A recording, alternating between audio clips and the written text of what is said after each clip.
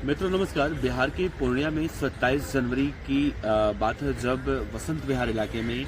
Businessman जिनकी उम्र 28 साल के थे, सूरज बिहारी, उनको गोलियों से भूनकर मौत के घाट उतार दिया गया था। इस पूरे मामले में अभी 3 दिन पहले जहां बिहार के पूर्णिया जिले की पुलिस ने यानी जो एसआईटी गठित की गई थी,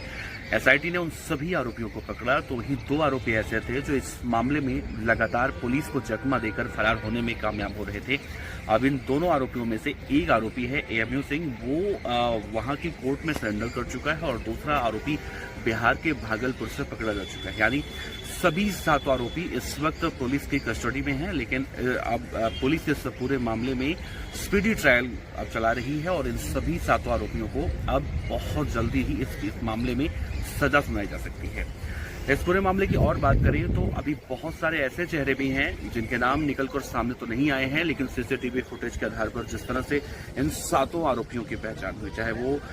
स्नेहिल झा हो या फिर मैंग सिंह हो, एएमयू सिंह हो, रजनीश सिंह हो, जितने भी आरोपी इस पूरे मामले में शामिल रहे हैं, तो ठीक उसी तरह से इन्हें पनाह देने वालों की भी एक फहरिस्त बनाई गई है और बहुत जल्दी पूर्णिया की पुलिस या फिर इस पूरे मामले में जो एसआईटी गठित की गई है वो एसआईटी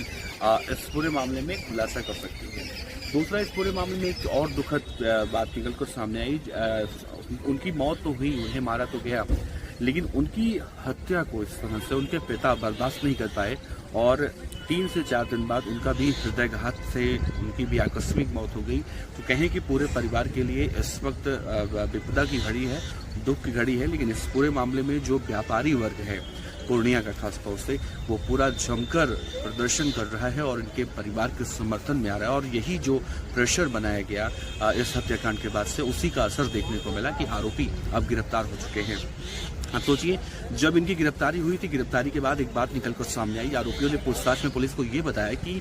जब वो विवाद सुलझाने के लिए पहुंचे थे तो वो विवाद सुलझा ही रहे थे, उनके साथ उनका गनमैन भी था, गनमैन रिश्तेदार था, यानी कि वो पूरी तरह से महफूज अपने आप को मान रहे थे। लेकिन बाद में ऐसा क्या हुआ कि उन्हीं की पिस्टल को छीनते हैं आरोपी और उन्हीं की पिस्टल को छीनकर उन्हें गोलियों से भून देते हैं। अब ऐसे में एक चीज और देखने को मिलती है कि क्या जैसे ही पिस्टल उन्होंने छीना बदमाशों ने, तो क्या वो पिस्टल लोडेड थी और लोडेड पिस्टल का इस्तेमाल करके सीधे सूरज बिहारी को कई गोलियां मारी गई। हालांकि इसके बाद अब बहुत सारी ऐसी परतें हैं जो अब खुलकर सामने आ रही हैं, कई ऐसे नाम हैं जो निकलकर सामने आने वाले हैं। इस पूरे मामले में पूर्णिया के सांसद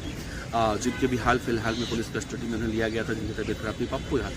पप्पू यादव साहब अब कहीं ना कहीं खुलकर इस पूरे मामले में अब आरोपियों के खिलाफ कार्रवाइयां कर रहे हैं और बहुत ऐसे नाम हैं जो पप्पू यादव साहब भी कह रहे हैं कि मैं खुलासा करूंगा।